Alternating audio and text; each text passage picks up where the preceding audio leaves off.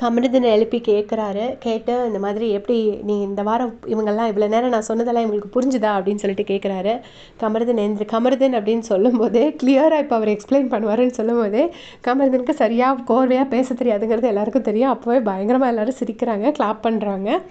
அவர் அப்படி எந்திரிச்சிட்டு திருன்னு முழிக்கிறாரு. நம்மளை திட்டுறாரா என்னதுன்னு தெரியலையே அப்படின்னோடனே விஜய் சேதுபதி சார் சொல்கிறாரு, எனக்கு இந்த வாரம் உங்கள் பேரில் எந்த கம்ப்ளைண்ட்ஸும் இல்லை, நான் உண்மையாக தான் கேட்குறேன், இவங்களுக்கெல்லாம் நான் என்ன சொன்னேன்னு புரிஞ்சுதானோடனே அவர் வந்து இந்த கொஞ்சம் சபரிக்கனி எஃப்ஜேயோட குரூப்பிசம் பற்றி சிம்பிள் வேர்ட்ஸில் சொல்கிறாரு. அவர் சொன்னது எனக்கே கொஞ்சம் ஒரு 2வது வாட்டி கேட்கும்போது தான் புரிஞ்சுது. அப்போ கமருதீன் மேலே எந்த கம்ப்ளைண்ட்ஸும் இல்லைன்னு சொன்னோடனே பார்வதியோட ஃபேஸை பார்க்கணுமே, அப்படி ஒரு ரியாக்ஷன் கொடுக்குறாங்க. பார்த்துட்டு கமருதீனுக்கு இவ்வளோ இதுவான்னு. அப்புறம் அவர் சொல்கிறாரு, நீங்களே இனிமேல் புரிஞ்சுக்கோங்க, எப்படி விளையாண்டிங்கன்னு புரிஞ்சுக்கோங்க அப்படின்னு சொல்கிறாரு. அதாவது பேசிக்கலி அவர் நம்ம சொல்கிறது தான் அவரும் சொல்கிறாரு. இந்த மாதிரி அரோரா பாரு இப்படி பின்னாடி போகாமல் நீங்கள் வந்து கேமில் கான்சன்ட்ரேட் பண்ணி விளையாடுங்கன்னு சொல்கிறாரு. அப்புறம் வியானாவை பாராட்டுறாரு. இது நம்ம ஏற்கனவே சொன்னது தான்.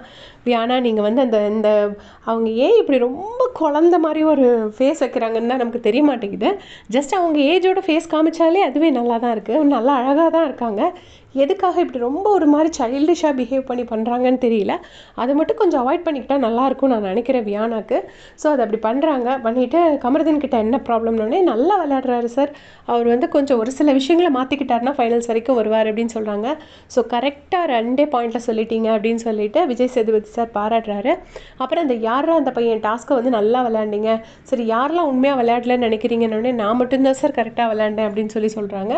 ஸோ அது வந்து கரெக்ட் கிடையாது. வேறு யாரோ வந்து குக்கிங்காகவே வந்திருக்கேன்லாம் கேட்பாங்க, அதுக்கு கனி பேரெல்லாம் சொல்லியிருப்பாங்க. அப்படி ஒரு சில கொஸ்டின்ஸ்லாம் சில பேர் கரெக்டாக தான் ஆன்சர் பண்ணியிருப்பாங்க. அது மாதிரி சபரிக்கிட்ட கேட்டிருப்பாங்க, யார் 2 பேர்த்துக்கிட்ட ஆர்குமெண்ட்டை வைக்க முடியாதுன்னு. கண்டிப்பாக அது வந்து பார்வன் திவாகர் தான். ஸோ அதுவும் கரெக்டாக தான் ஆன்சர் பண்ணியிருப்பாங்க. ஆனால் விஜய் சேதுபதி சார் வியானா வந்து என்ன சொல்லுவாங்கன்னா, நான் மட்டும் தான் கரெக்டாக ஆன்சர் பண்ணேன்னு சொல்லுவாங்க. ஆனால் விஜய் சேதுபதி சார் சரி விடுங்க, இப்போ தான் உங்களை பாராட்டினேன் அப்படின்னு சொல்லிட்டு உட்காந்துச்சிட்டு போயிடுறாரு.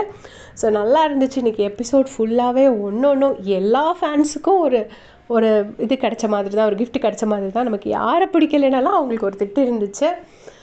எனக்கு என்னவோ வந்து மேக்கர்ஸ் வந்து இந்த குரூப்பிசம் பற்றி பேசுகிறது வந்து இவங்களுக்கு ஒரு ஹிண்ட் கொடுக்குறாங்க அப்படின்னு தான் எனக்கு தோணுச்சு. நீங்கள் இந்த குரூப்பிசம்ங்கிற மாதிரி உங்களுக்கு ஒரு பேர் இருக்குது, நீங்கள் ஒழுங்காக அதை புரிஞ்சுட்டு விளையாடுங்கன்னு சொல்கிற மாதிரி தான் எனக்கு தோணுது. பட் அதை புரிஞ்சுக்கிட்டு மாற்றிக்கிற அளவுக்கு இவங்க எல்லாரும் அவ்வளோ அறிவாளிங்களான்னு கேட்டால் எனக்கு சத்தியமாக தெரியல. நம்ம பொறுத்திருந்தான் பார்க்கணும்.